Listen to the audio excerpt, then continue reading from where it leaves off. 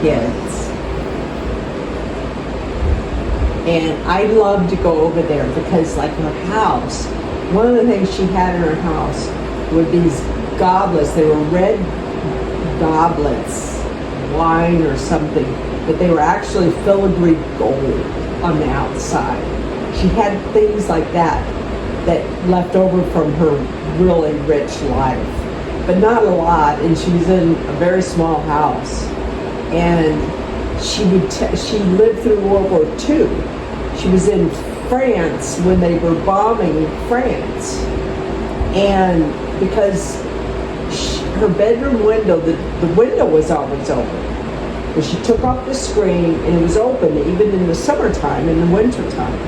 And I said, why is your window always open? She said, because we were locked up during those raids and we couldn't go out, we couldn't do anything. And she said, now I always have a window open. I always have something open that I can get out, that I have fresh air.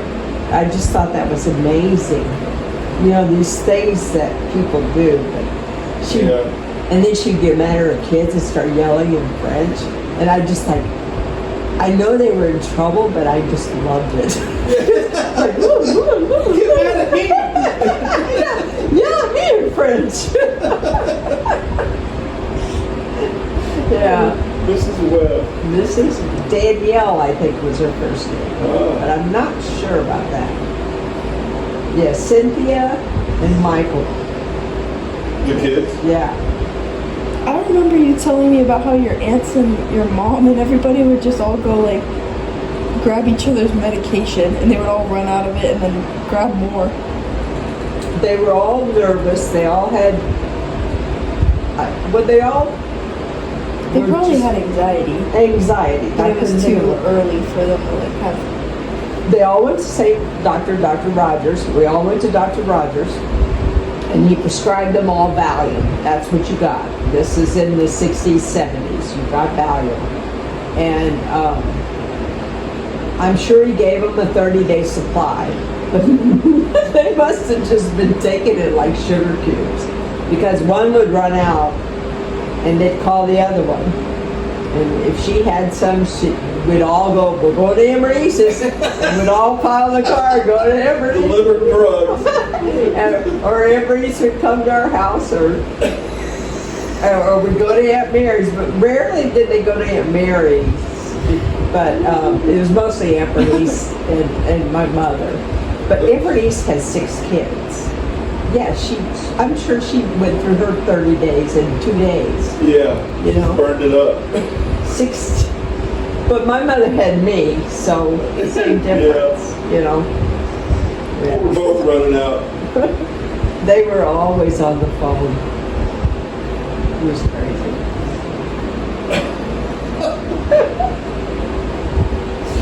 That's too funny to think about. Yeah. And it's funny because my mother was the only one that smoked. And I hated that she smoked. I hated the smell. I know. You told me that she wouldn't roll down the car window. No, and you guys were getting fights about it. Yes, and my clothes stunk, and I hated that. Oh, yeah. And, but I was always embarrassed because, like, she'd go to Aunt Bernice's and she'd smoke in their house. People back then just thought they could walk in and smoke everywhere. At Aunt Mary's house, and nobody liked it. You could tell. You could tell, like, my cousins at Aunt Mary's house on a Sunday, there would be 500 people there. And you could see all the little side eyes, you know, like, and her smoke was curling, and I was just always embarrassed, you know, but she cared less. Took her Valium. I said, what, do you stop smoking? She was in a good mental state. Yeah. Calm and relaxed. But those were fun. My aunt, after church every Sunday, she'd put in something in the slow cooker in the oven and cook a roast or something, and everybody go over to Aunt Mary's and have a big family dinner. And big I mean 20 people there on a Sunday, you know. Yeah, that's crazy.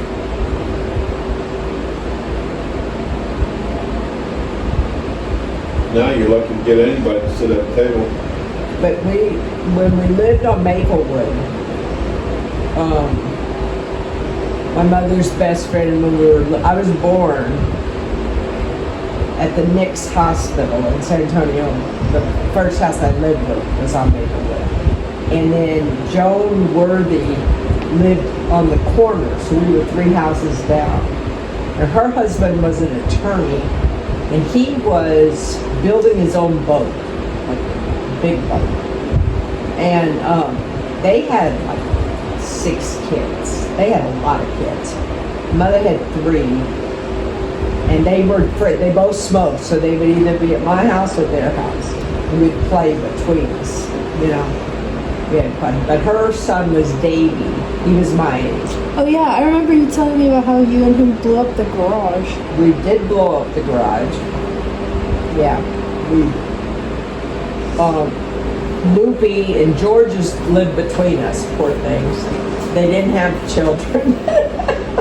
But all of a sudden they had 9 kids between their house. And believe me, there were no boundaries for us. Oh yeah, you would eat their berries and stuff? Not them. They didn't have any berries. We'd go all over the neighborhood. Davey and I, first of all, we never wore shoes. We didn't want to be dressed. But we would just take off. And my mother said we'd be barefoot and she'd see us out there walking on the tops of fences. I guess they're 5 feet, 6 feet high fences. But think about this. In this day and age, first of all, would a mothers let their 3-year-olds out in the neighborhood to roam all day? No. Which is kind of sad, because nothing really ever happened to us. But things could happen. But one lady, I don't know who it was, and my mother just told me that she would always call because she had tried to have a little garden in her backyard. She had strawberries. And Davey and I found them because we were everywhere.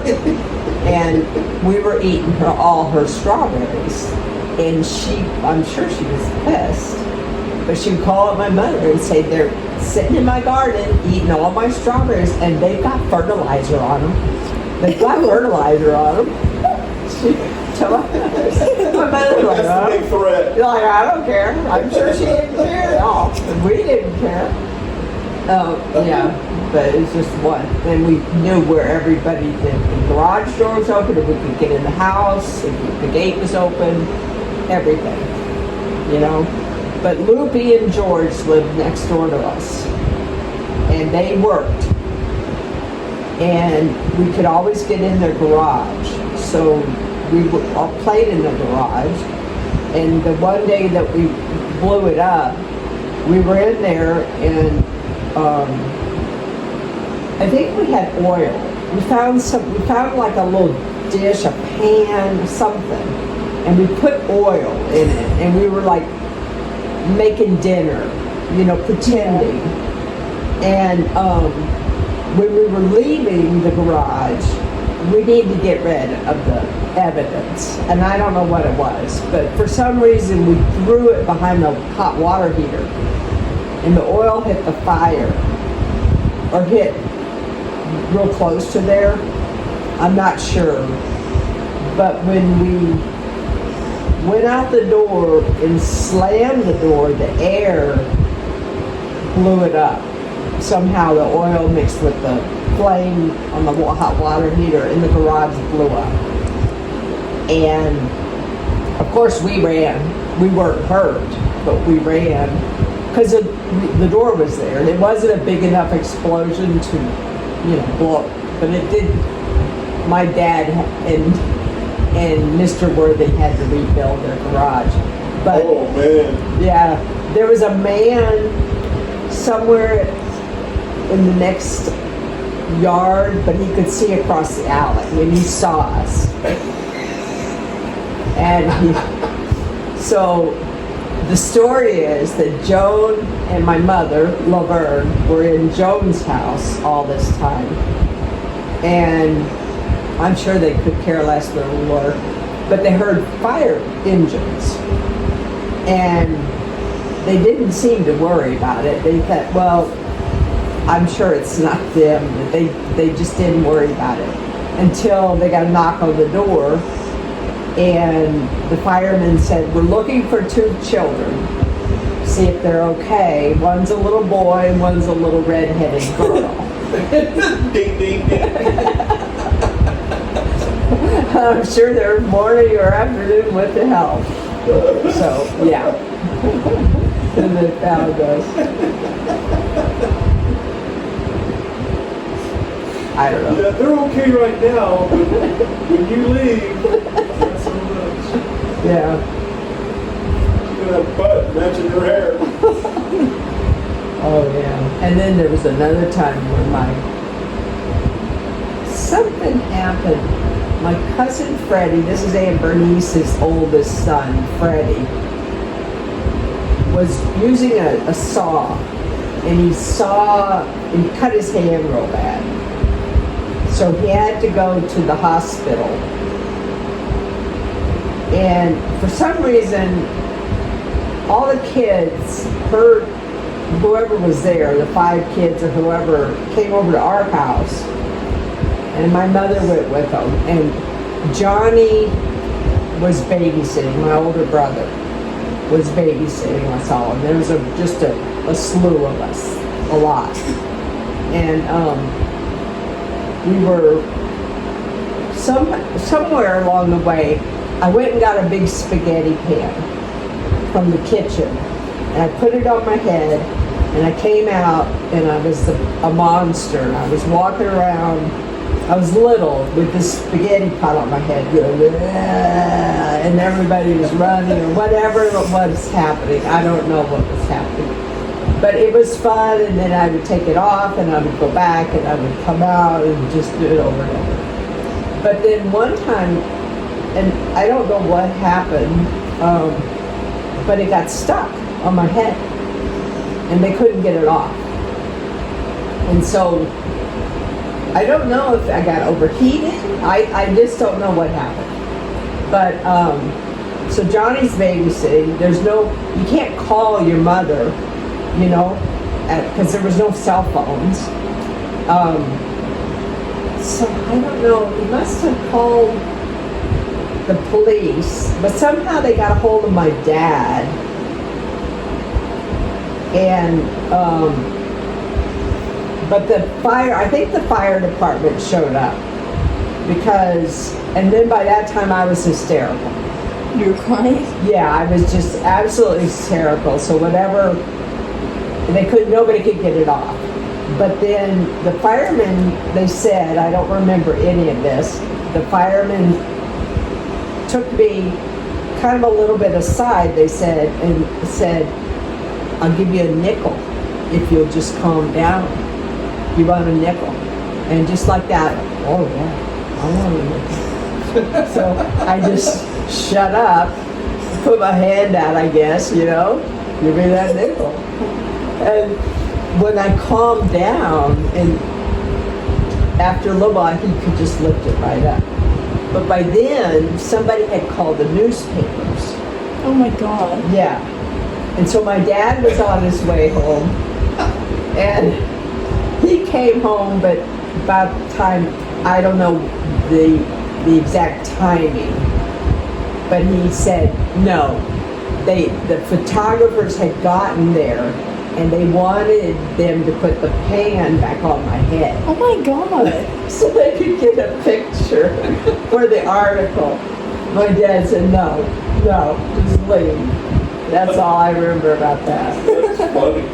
Class in college? Yeah.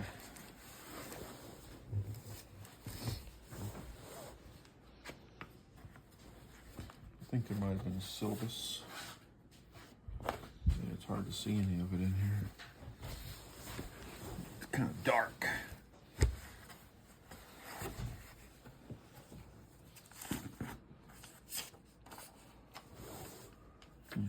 Just garbage there.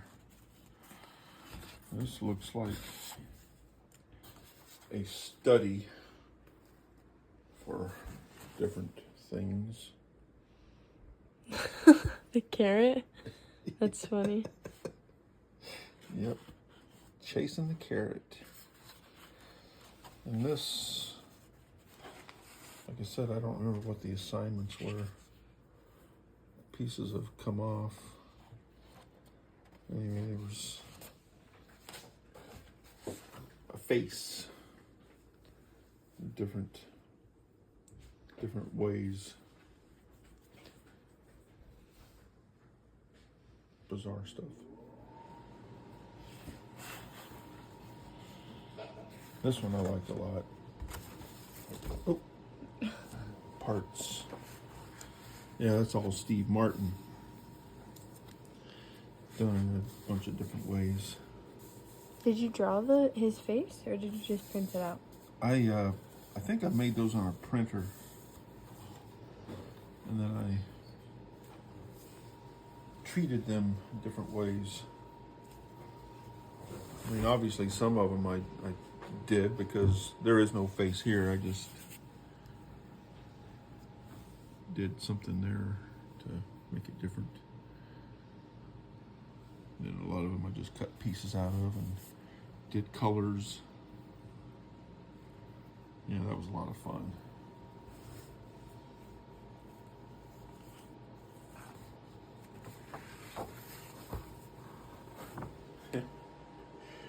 Interesting.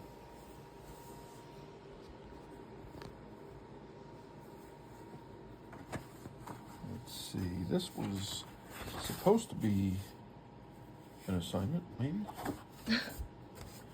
Uncompleted. Falling apart. More falling apart.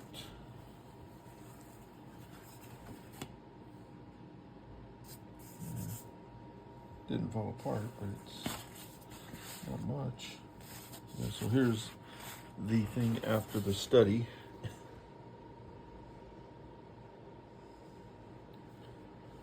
Pursuit of happiness. Oh yeah. And then splash. Oh, I saw that in the little sketch one. Yeah. That's cool. And this one was kind of an interesting thing. I don't remember what the purpose behind it was, but you do all these repeats and then you throw in an odd one here and there. Oh yeah, I didn't even realize that at first. It was probably an optical illusion assignment. Yeah, some kind of thing like that. So that was pretty interesting. And then this one picks different lines and values and color, texture, and shape. Kind of Art Deco kind of stuff.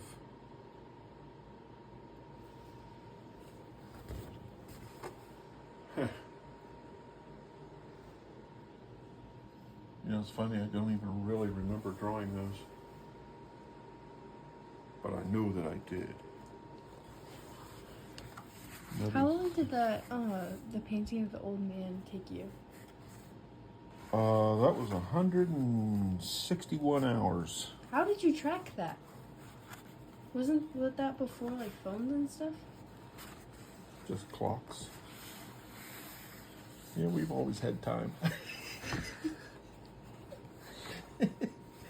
Yeah, this one is cool. just a crazy collage with, gosh, Frank Zappa and Felix the Cat. Frank Zeppelin? Zappa, Oh. yeah.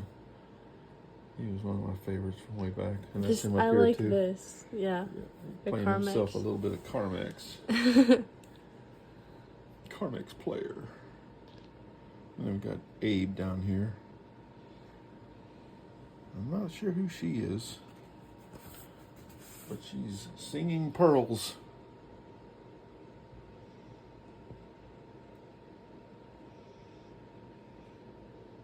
Crazy. Yeah, that's cool.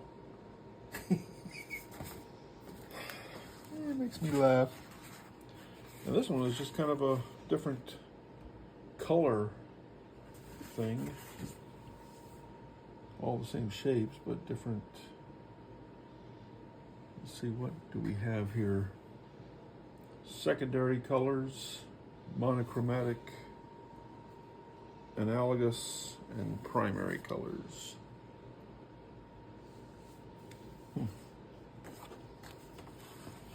A little bit more of the same thing, but with different treatments. Oh, like, oh, yeah. I like this one because I just like black and white. I like this one.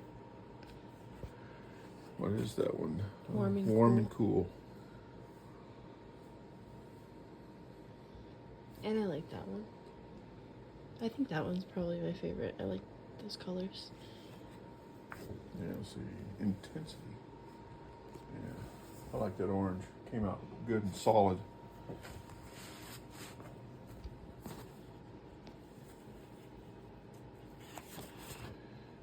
And different shapes and textures.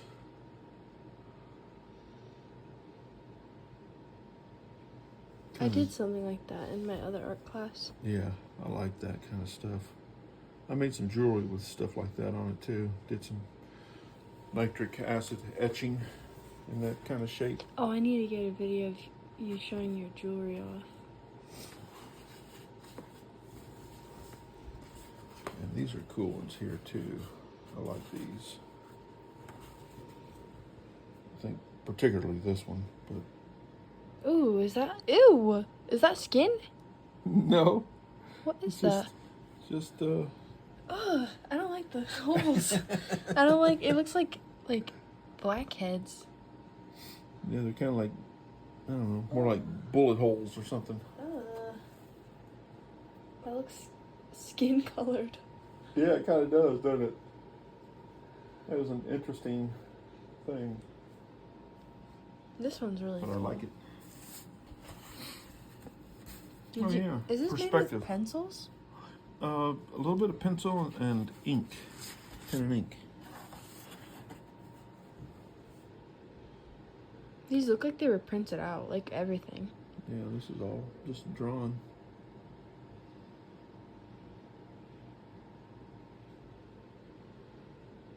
Little stipple work.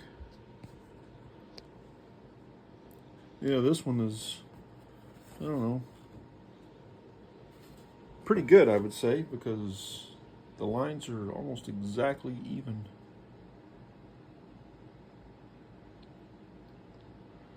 Kind of cool. I like all the stippling now on a few of these other pieces. I really like that. Texture effect. Oh yes. Ouch. What does this mean?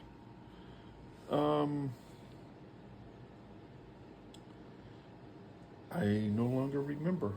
No pulling teeth, no stock report. I guess so.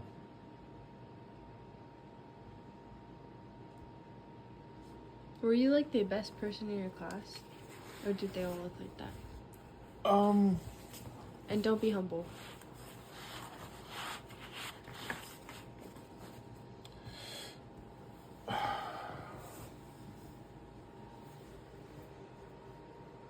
I really don't remember the work of the other students. So they probably weren't that good because you didn't remember it. Yeah, that could very well be. This is the explanation of what it all was. So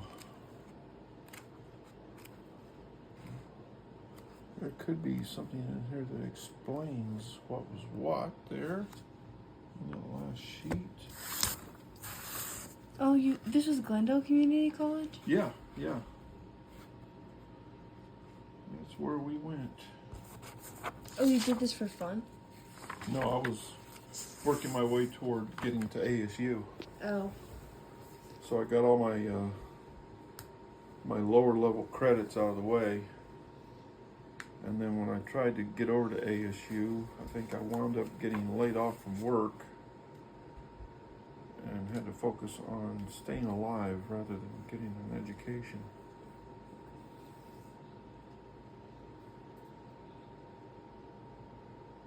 I was oh so close. What were you gonna get your degree in? Art.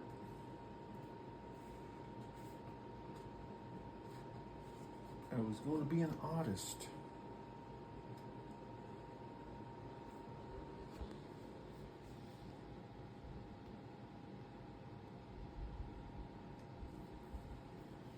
I couldn't decide if I was going to go into actual fine arts and try to make a living that way, or if I was going to like learn a little bit more about art history and maybe get into curating, like at a museum or something, which would be kind of cool. That's a cool job, I think.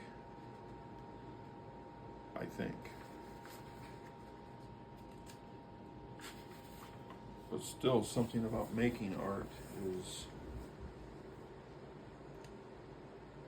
I don't know, just very gratifying. Well, maybe you would not have liked working as an artist because maybe it would have taken the fun out of it. Say that again? Maybe working as an artist would have taken the fun out of it. Like maybe you're just exactly where you need to be. Yeah. Well, I do know that I hate the idea of business. I just want to do the work. But you can't just do the work. You have to sell what you do, which means you have to travel around and negotiate and do all kinds of stuff. I'm not into that kind of thing. That's not my bailiwick.